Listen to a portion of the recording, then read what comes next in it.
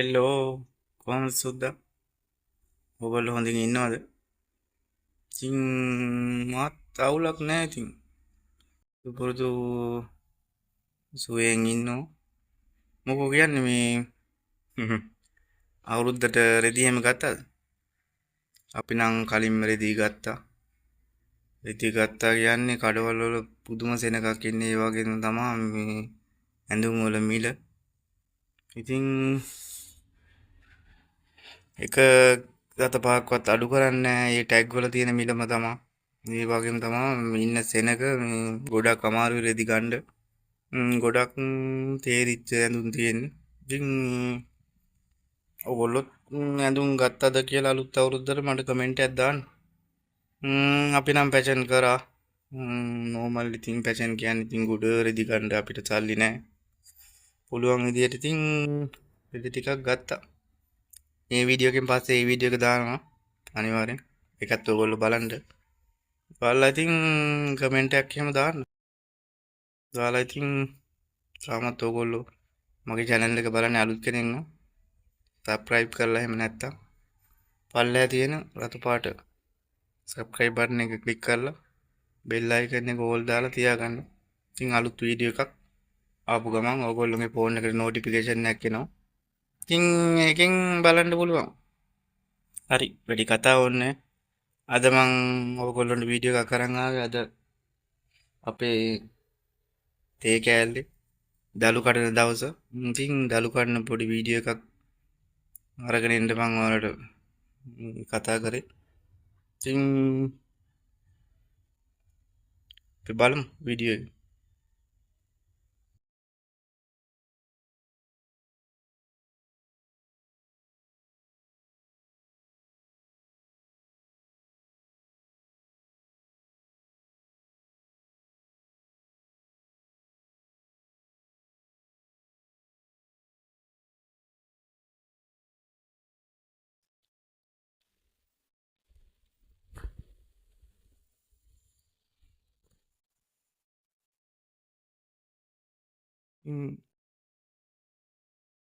දලු එච්චර ඇදිලා නැහැ. ඉතින් අපි කඩන්නේ සාමාන්‍යයෙන් දලු දෙකමාරෙන්.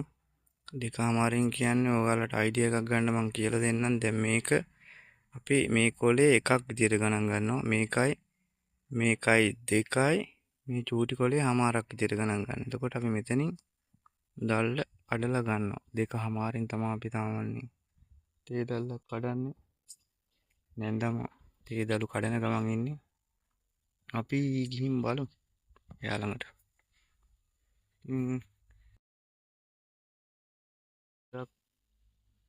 පෑවිල්ල කාලේ මේ පෑවිල්ල කාලයක් තියෙන හින්දා දලු ඇදිලා නැහැ.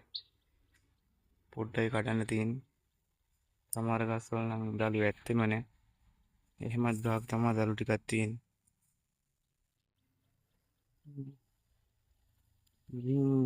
බලමු නේද.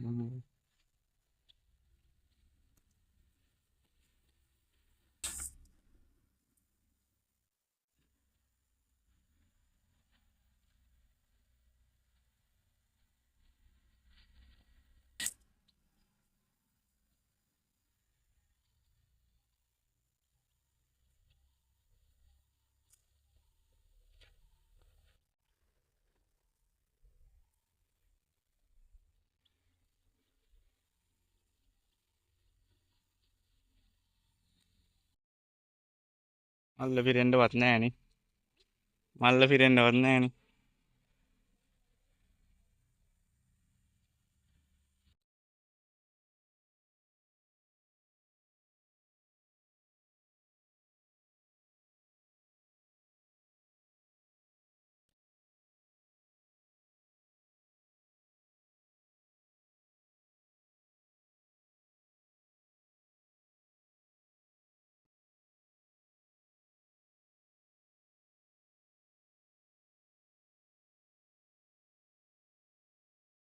බෑග් එක පෙන්නන්න.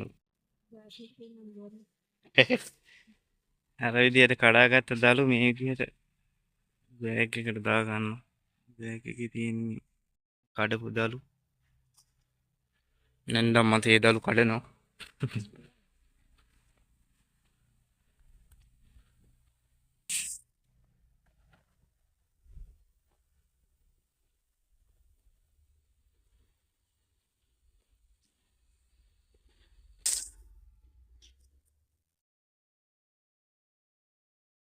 කඩපු ටිකක් පෙන්වන්නකෝ.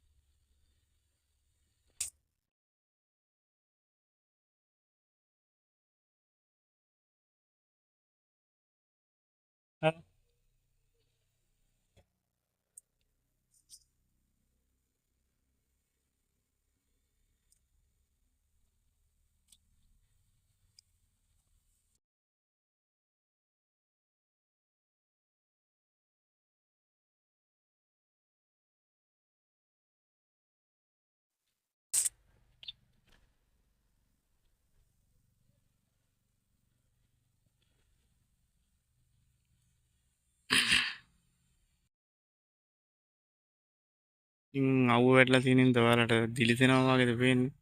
වීඩියෝ එක අවුලක් නැහැ නේද? අවුලක් තියෙනවනම් කමෙන්ට් එකක් දාන්න.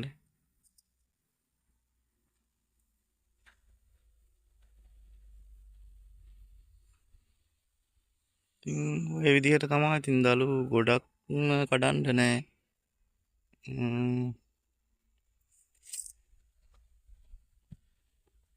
ඒ වගේම තමයි තේමිල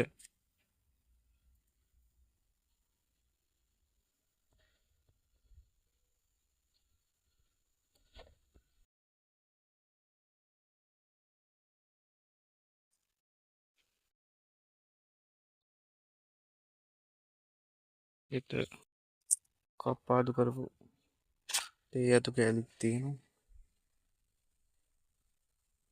ඉතින් දළු ගන්න නම් ඉතින් තේ ගහක් කප්පාදු කරන්නම ඕනේ. ඉතින් කප්පාදු කරන්න බෑ මේ ගොඩක් අද පෑවිල්ල කාලය වුණ හින්දා. ඒ වගේම තමයි ගත්ත පොහොර මිටියත් තාම ගේ ඇතුලේ තියෙනවා. පොහොර රැටයක් දිය වෙන්නවත් ඉතින් රස්සක් නෑ ඉතින්.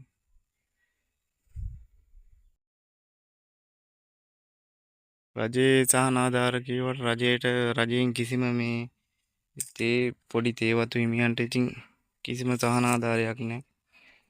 පොහොර මිටියක් රුපියල් 10,000ක් විතර වෙනවා. ඉතින්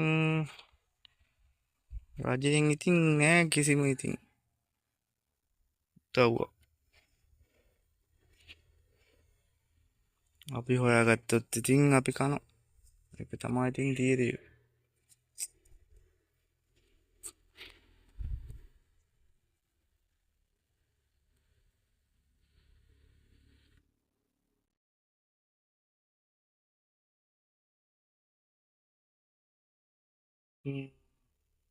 අපි අනිත් පැත්තට ගිහින් බලමු. ඉතින් මේ විදිහට කඩන තේ දළු ඉතින් මේ වාගේ ගෙදරට අරගෙන එනවා. ඒක තමයි තේ අස්වැන්නේ.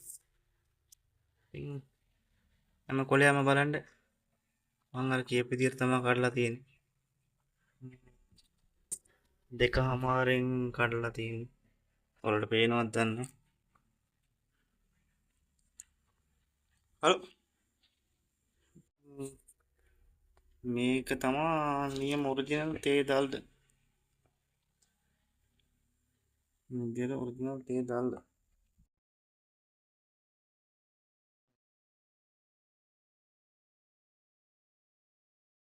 ඉතින් මෙහෙම කඩන තේ දල්ල අපි ෆැක්ටරියට කෝල් කරපුවාම මේගොල්ලෝ වෙලා අරගෙන යනවා. තේ දළු කිලෝයකට සාමාන්‍යයෙන් රුපියල් 200ක් වගේ 200ක් වගේ තමයි වැටෙන්නේ. ඉතින් තේ මාකට් එක දළු මාකට් එක ගොඩක් බැහැලා තියෙන්නේ. ඉරානයේ යුද්ධ කේස් එකකින්ද ඒ වගේම තෙල් කේස් එකකින්ද ඉතින් ට්‍රාන්ස්පෝර්ට් එකට කපන ගාණක් වැඩි. ඒ දල්ලෙන් ඉතින් ඉස්සර වගේ නෙමෙයි ඉතින් සල්ලි හොයන එක ඉතින් දැන් ගොඩක් දුරට අමාරුයි. එක්කද තේ දල්ල තේනවද ඔයාලට? ඒක තමයි ඉතින් ඔරිජිනල්ම ඒ දල්ල. මේ පළවෙනි කොලේ. එතකොට මේක දෙවෙනි කොලේ. මේක හමාර. මේ චූටි දල්ල ගණන් ගන්නවා. හමාර. දෙක හමාරෙන් කරලා.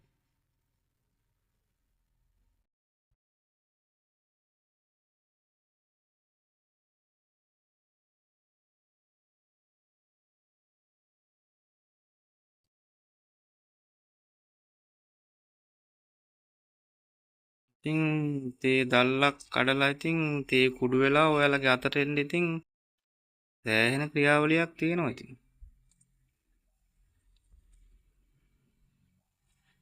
මෙහෙම කඩන තේ දළු ඉතින් ෆැක්ටරියට අරන් ගිහින් ඒක තෝරලා ඊට පස්සේ මැෂින් වලින් විජලනය කරලා කුඩු කරලා තමා ඉතින් පැකට් කරලා ඕගොල්ලොන්ගේ අතට ඉතින් එන්නේ. එතකොට ඉතින් තමා ඕගොල්ලෝ අපි හැමෝම ඉතින් තේ එකක් බොන්නේ.